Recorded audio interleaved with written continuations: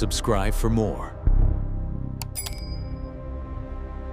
I never imagined I'd be signing divorce papers at a Christmas party. My name is Gareth. I'm 38, and I thought my marriage to Mirabelle would last a lifetime. We met during university in Edinburgh, and from the start, she had this magnetic energy. Smart, witty, always laughing. I was quieter, more grounded, but she always said she loved how steady I was. For the first 5 years, it worked. We shared everything: weekend trips, late-night conversations, little traditions. Life felt comfortable, like a steady fire that kept me warm. Then things changed. Slowly, subtle at first, almost imperceptible. She stopped sharing her day, stopped laughing at my jokes, even the small ones I knew she used to adore. Texts became scarce, and when we were together, her eyes often drifted away from mine. At first, I told myself she was busy: promotion at work, stress, deadlines. I kept up my end, paid bills, cooked dinner, remembered birthdays, tried to surprise her with small gestures. I thought if I kept showing love, she'd come back. But love doesn't respond to persistence when it's already gone. Around our 10th anniversary, I began noticing more than emotional distance. Physical affection dwindled. Hugs turned into quick pats. Kisses became awkward, almost absent. I would catch her scrolling on her phone in bed while I reached out, hoping for connection, only to be met with a flinch or an exasperated sigh. I tried to talk to her gently, asking, "Are we okay?" She'd nod and smile, but her eyes never reached mine. There was nothing there.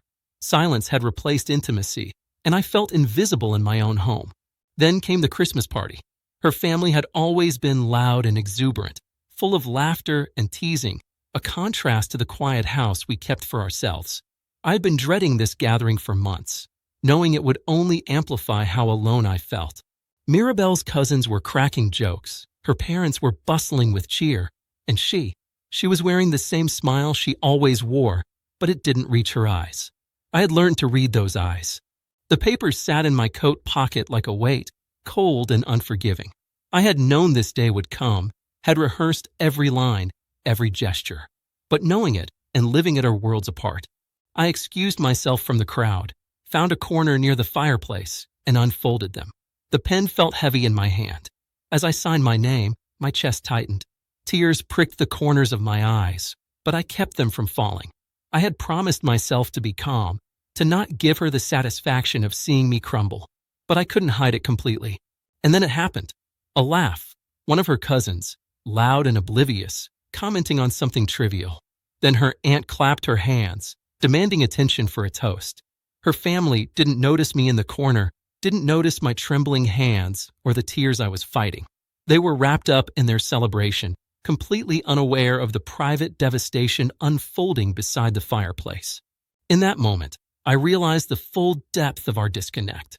They had never truly known me, not the me who had loved her, who had built a life around care and presence, who had stayed when every fiber of my being felt unwelcome. I left the corner and walked past the crowd, hearing them laugh and chatter, feeling their joy as a distant echo that I could no longer touch. I felt the full weight of solitude pressing in, not the kind that comes from being alone, but from being unseen, unacknowledged in the midst of celebration. And I finally understood that my grief wasn't just about losing a marriage. It was about losing the version of myself that had believed love was enough. After the party, I drove home in silence, the streets shimmering with Christmas lights that should have felt warm but only highlighted the emptiness inside me. I unpacked the papers onto the kitchen counter, staring at them in the dim glow of the overhead light. Each signature felt like a fragment of me, a piece of loyalty and hope that had been carefully folded into this ending. And yet, there was clarity in the pain. The tears weren't only for the marriage. They were for the truth I had refused to acknowledge for too long, that she had stopped wanting me, that I had been holding on to an illusion. I remember sitting down at the kitchen table, my hands wrapped around a mug of tea that had gone cold.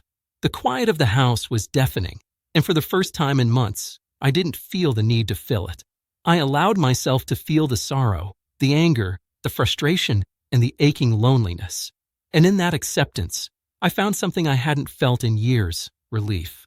Relief that I was no longer chasing a love that had already slipped away. Relief that I was no longer trying to convince someone to see the worth in me. Days later, Mirabelle's family tried to reach out, texts and messages filled with forced concern. I didn't respond. It wasn't about revenge. It was about respecting the reality that had been set.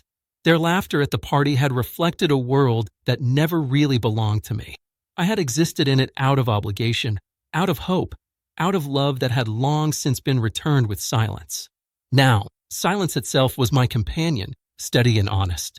Looking back, the Christmas party became a marker, not of humiliation, not of defeat, but of awakening. The papers weren't just legal documents. They were a tangible acknowledgement of the years I had given, of the loyalty I had maintained, and of the dignity I had preserved. I left the house that night feeling lighter, carrying no grudges, only the firm knowledge that I had chosen myself in a situation where no one else could. I haven't spoken much about that night. Friends know parts, but the full story remains mine. Sometimes, the memory hits unexpectedly, like the echo of laughter from that party, distant and sharp. And yet, even now, I can see it clearly. The strength it took to stay calm, the courage it took to sign those papers surrounded by oblivion, and the quiet pride in leaving with dignity intact. Gareth, 38, divorced, and learning every day that self-respect is worth more than the approval of anyone else. The Christmas party, the laughter, the family, none of it mattered once I had made peace with my own truth. That night, I didn't just sign divorce papers. I reclaimed myself, and for the first time in years, I slept without the weight of pretending, without the burden of invisible neglect. I woke up the next morning not broken, but intact, and with a clarity I had long sought but never found in the shadow of another's indifference.